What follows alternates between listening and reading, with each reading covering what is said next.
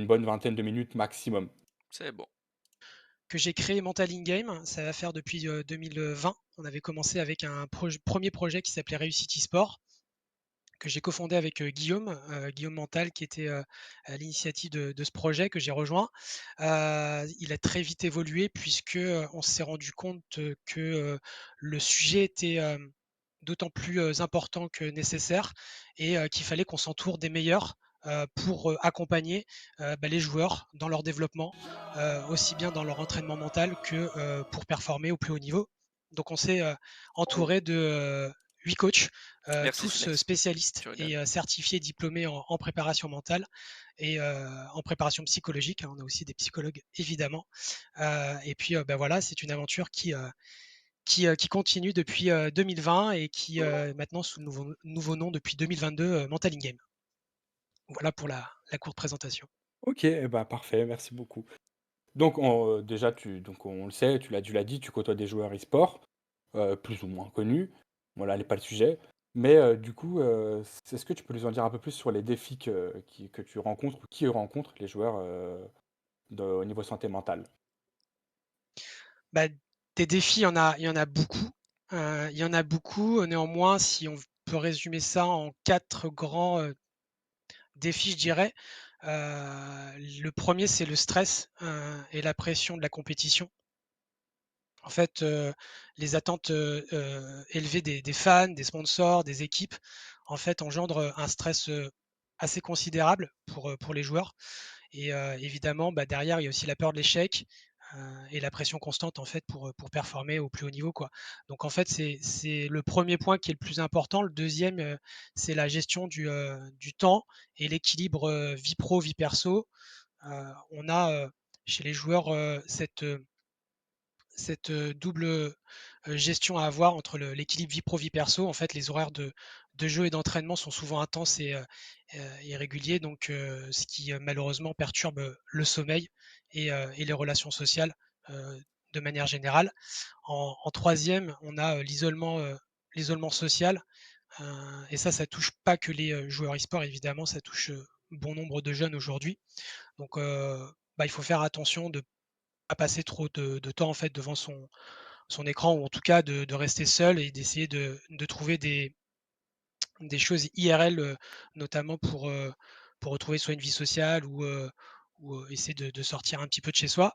Et le quatrième, c'est, enfin le quatrième défi, qu'on retrouve, aussi là de manière plus générale, c'est le cyberharcèlement, et les critiques qui sont liées au cyberharcèlement et les joueurs en fait, heu, tout niveau, que ce soit amateur ou professionnel, sont souvent exposés aux critiques et au harcèlement en ligne et ce Mmh. qui a pour conséquence d'affecter leur estime de soi et leur bien-être mental.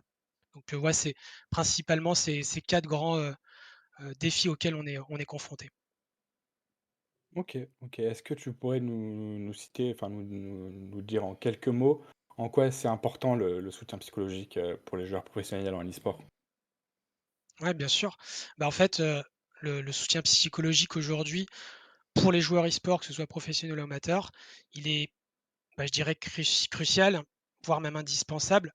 Heu, ça permet de les aider à gérer leur stress, à développer des stratégies de résilience, pour maintenir un équilibre mental et hem et et en fait, il y a 3 choses sur lesquelles on peut, aussi, se projeter. C'est qu'un encadrement psychologique peut aider à développer, en fait, des techniques de gestion du stress, donc à apprendre à gérer l'anxiété, notamment ce qu'on appelle l'anxiété de performance dans le haut niveau, et la pression de la compétition. C'est principalement, là-dessus qu'on peut, encadrer.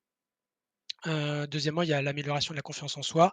C'est, renforcer, heu, l'estime de soi, et la confiance, en ses capacités et ça, c'est des choses qu'on fait, très souvent. Enfin, c'est généralement, là aussi où le bât blesse et puis, on l'a dit tout à l'heure aussi, c'est maintenir un équilibre, vie pro, vie perso et ça passe par, des routines, saines, des routines quotidiennes donc bien manger, bien boire, bien dormir, c'est important et trouver un équilibre entre, le jeu, les entraînements et la vie personnelle.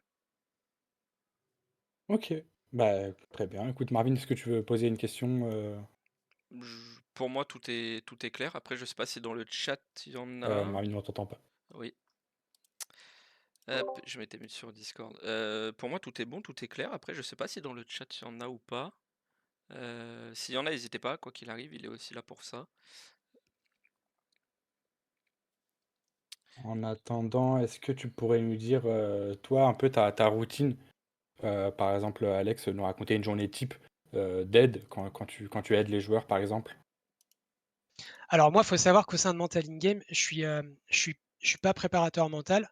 Oui, Moi, en fait, je gère, en fait, toute la structure et la plateforme qui vise à mettre en relation des joueurs professionnels ou amateurs avec, le bon coach et en fait, moi, mon rôle consiste à trouver le bon coach, la bonne approche pour la bonne la bonne problématique enfin, personne. pour la problématique du joueur. OK. Donc ça, c'est mon rôle. Je sais pas, du coup, si je réponds à ta question Si, qui bah, tu était? si, si, tout bien sûr, tout à fait. C'est forcément du cas par cas, quoi, de toute Oui. façon. Ouais, c'est du cas par cas et en fait, nous, on se rend compte qu'aujourd'hui, en tout cas chez les joueurs amateurs un petit peu moins parce que c'est différent, mais pour certains joueurs professionnels qu'on a accompagnés de très haut niveau, on se rend compte que, ils n'ont pas forcément le temps de voir avec qui ça peut matcher en termes de coach. Ils n'ont pas le temps de forcément faire une recherche, de savoir, quel préparateur mental, quel psychologue du sport, peut m'aider, et cetera et cetera et en fait, en faisant appel à nos services, on en fait, il y a un bilan qui est à faire sur notre site, Mental in Game. Nous, ça nous permet en 40 questions déjà de cibler un petit peu là où en est le joueur et en fait derrière, il y a tout un entretien avec moi pendant, pas loin de 2 heures. On va pouvoir, débriefer de beaucoup de choses, de beaucoup de sujets et à l'issue de ces 2 heures, je vais pouvoir, orienter sur la bonne approche. Ça peut être, de la préparation mentale pure et dure pour aller performer au plus haut niveau. C'est-à-dire que de base, c'est un joueur qui a, déjà de bonnes pratiques, mentales qui, dans Mmh. sa tête, ça va et on va aller beaucoup plus loin. On va faire en sorte de l'aider à passer des caps, passer des plafonds de verre.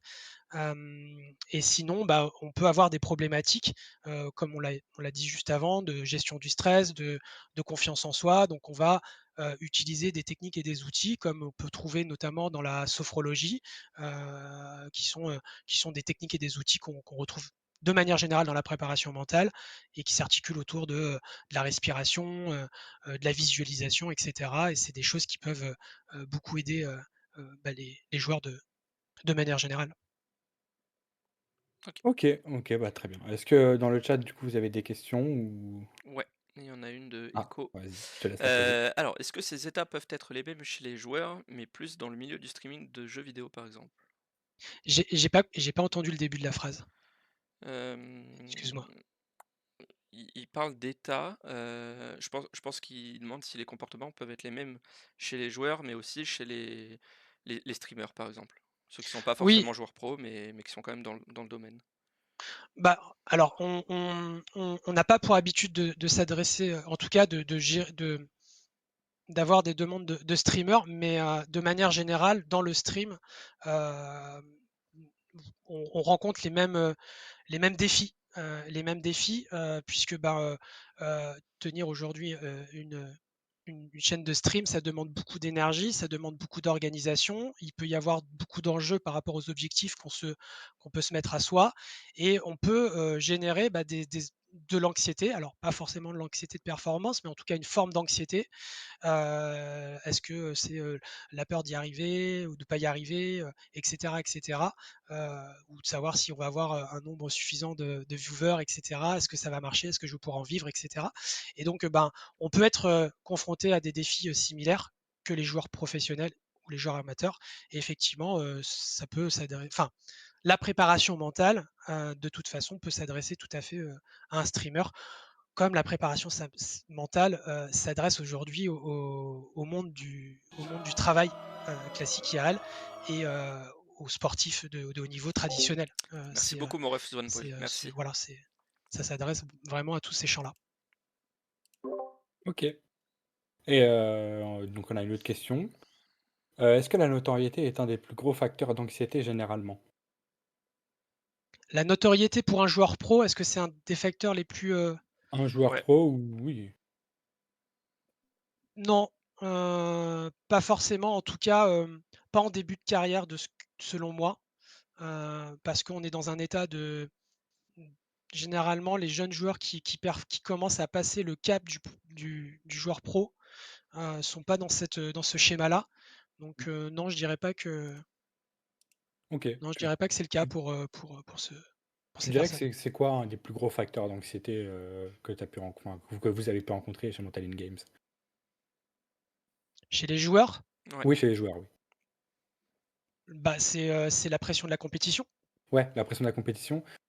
OK, je vois. C'est la pression de la compétition, c'est les enjeux qu'il peut y avoir autour du résultat attendu Merci beaucoup, par Kaonix. Merci l'organisation pour ton enfant. et c'est généralement là où il y a tout un travail à faire avec le staff. Mais, ouais, c'est généralement là, c'est-à-dire est-ce que je vais être à est-ce que je vais être à mon meilleur niveau? Est-ce que je vais être, vous savez, c'est une somme de Mmh mh. facteurs qui font qu'on est, bon au bon moment, au bon endroit et bah, c'est pas toujours, enfin, c'est difficile à avoir ce qu'on appelle, en préparation mentale, l'état de flow.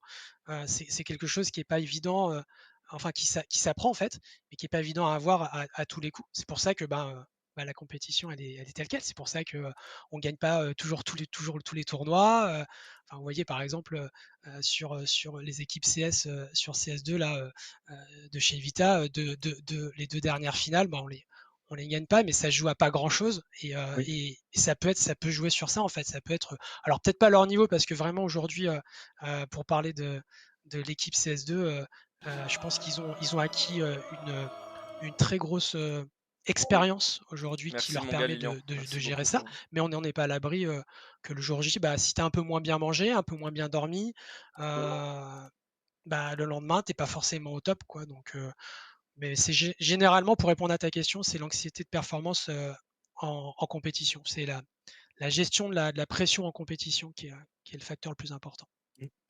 OK, très bien. Bah, écoute, si tu as quelque chose à rajouter, puis sinon on va te libérer.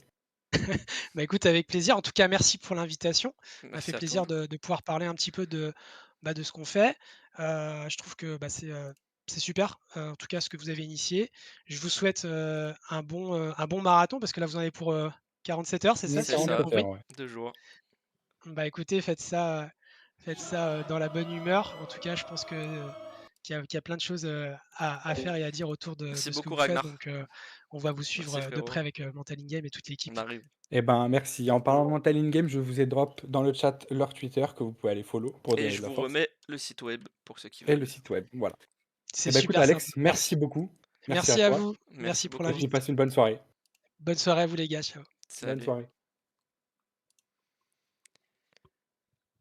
Parfait. OK, donc Marvin, on en est où nous dans notre programme? On a oublié un truc, Ah, dis-moi. les donation goals, je crois. J'en ai parlé quand tu étais, Parfait. Tu les as